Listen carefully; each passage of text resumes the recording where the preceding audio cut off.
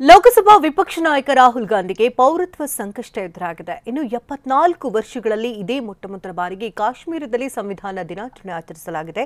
ಈ ಸುದ್ದಿಯನ್ನು ನೋಡೋಣ ದೇಶ ವಿದೇಶ ನ್ಯೂಸ್ ಟಾಪ್ನಲ್ಲಿ.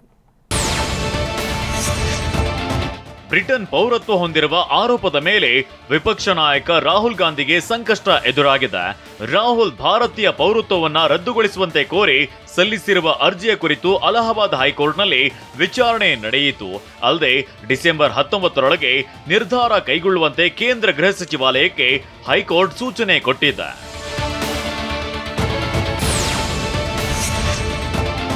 ಜಮ್ಮು ಕಾಶ್ಮೀರದಲ್ಲಿ ಮೊದಲ ಬಾರಿಗೆ ಸಂವಿಧಾನ ದಿನವನ್ನ ಆಚರಿಸಲಾಯಿತು.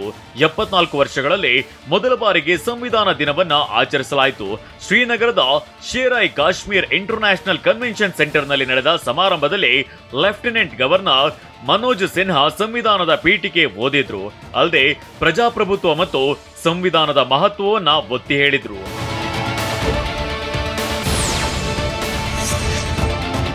ಮಹಾರಾಷ್ಟ್ರ ಚುನಾವಣೆಯಲ್ಲಿ ಬಿಜೆಪಿ ಪ್ರಚಂಡ ಗೆಲುವು ಸಾಧಿಸುತ್ತಿದ್ದಂತೆ ಕಾಂಗ್ರೆಸ್ ಈಗ ಇವಿಎಂ ಬಗ್ಗೆ ಮತ್ತೆ ಅಪಸ್ವರ ಎತ್ತಿದೆ. ಎಐಸಿಸಿ ಅಧ್ಯಕ್ಷ ಮಲ್ಲಿಕಾರ್ಜುನ್ ಖರ್ಗೆ ಚುನಾವಣೆಗೆ ಮತಯಂತ್ರ ಬೇಡ, ಬ್ಯಾಲೆಟ್ ಪೇಪರ್ ಬೇಕು ಎಂದಿದ್ದಾರೆ. ದೆಹಲಿಯ ಸಂವಿಧಾನ ರಕ್ಷಕ್ ಅಭಿಯಾನದಲ್ಲಿ ಮಾತನಾಡಿದ ಖರ್ಗೆ ಬ್ಯಾಲೆಟ್ ಪೇಪರ್ ಪದ್ಧತಿ ಮರುಜಾರಿಗೆ ಭಾರತ್ ಜೋಡೋ ಮಾದರಿ ಚಳವಳಿಗೆ ಮುಂದಾಗಬೇಕು ಅಂತ ಕರೆ ನೀಡಿದ್ದಾರೆ.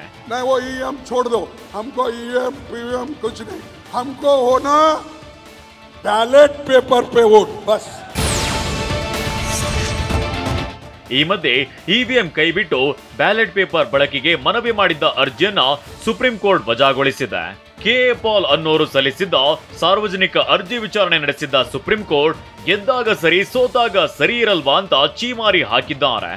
ಇದು ಪ್ರತಿಪಕ್ಷಗಳಿಗೆ ಬಹುದೊಡ್ಡ ಹೊಡೆತ ನೀಡಿದಂತಾಗಿದೆ.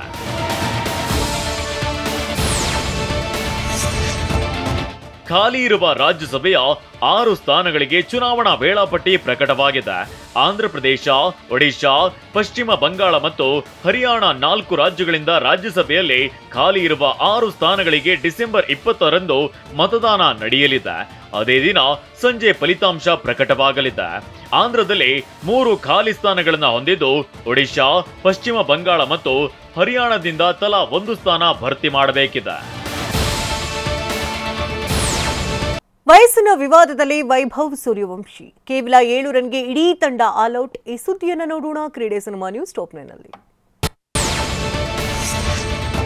ಐಪಿಎಲ್ ಹರಾಜು ಇತಿಹಾಸದಲ್ಲಿ ಐಪಿಎಲ್ ಹರಾಜಿನಲ್ಲಿ ಬಿಡ್ ಆಗಿದ್ದ 13 ವರ್ಷದ ವೈಭವ್ ಸೂರ್ಯವಂಶಿ ಸುತ್ತ ಈಗ ವಿವಾದ ಹುಟ್ಟಿದೆ.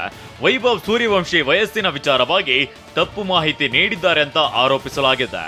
ವೈಭವ್ ಸೂರ್ಯವಂಶಿಯನ್ನ 1.10 ಕೋಟಿಗೆ ರಾಜಸ್ಥಾನ ತಂಡ ಖರೀದಿ ಮಾಡಿತ್ತು. ವೈಭವ್ ಸೂರ್ಯವಂಶಿ ವಯಸ್ಸಿನ ವಿವಾದಕ್ಕೆ ವೈಭವ್ ತಂದೆ ಸಂಜೀವ್ ಸೂರ್ಯವಂಶಿ ತಿರುಗೇಟನ್ನ ಕೊಟ್ಟಿದ್ದಾರೆ.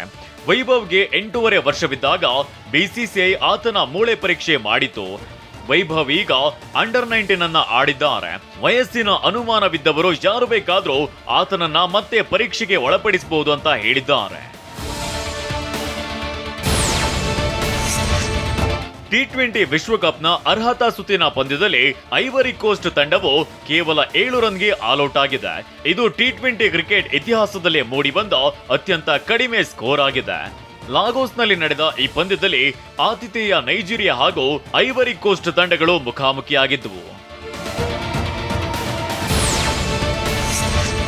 ಆಸ್ಟ್ರೇಲಿಯಾ ವಿರುದ್ಧದ border Gavaskar trophy test cricket ಸರಣಿ ಚಾಲ್ತಿಯಲ್ಲಿರುವಂತೆ ಭಾರತ ಕ್ರಿಕೆಟ್ ತಂಡದ ಕೋಚ್ ಗೌತಮ್ ಗಂಭೀರ್ ಭಾರತಕ್ಕೆ ದೌಡಾಯಿಸಿದ್ದಾರೆ. ವೈಯಕ್ತಿಕ ತುರ್ತು ಸನ್ನಿವೇಶದ ಹಿನ್ನೆಲೆಯಲ್ಲಿ ಕೋಚ್ ಗೌತಮ್ ಗಂಭೀರ್ ಭಾರತಕ್ಕೆ ವಾಪಸ್ಸಾಗಿದ್ದಾರೆ. ಗಂಭೀರ್ ತಮ್ಮ ಕುಟುಂಬ ಸಮೇತರಾಗಿ ಭಾರತಕ್ಕೆ ಮರಳಿದ್ದಾರೆ ಅಂತ ತಿಳಿದು ಬಂದಿದೆ.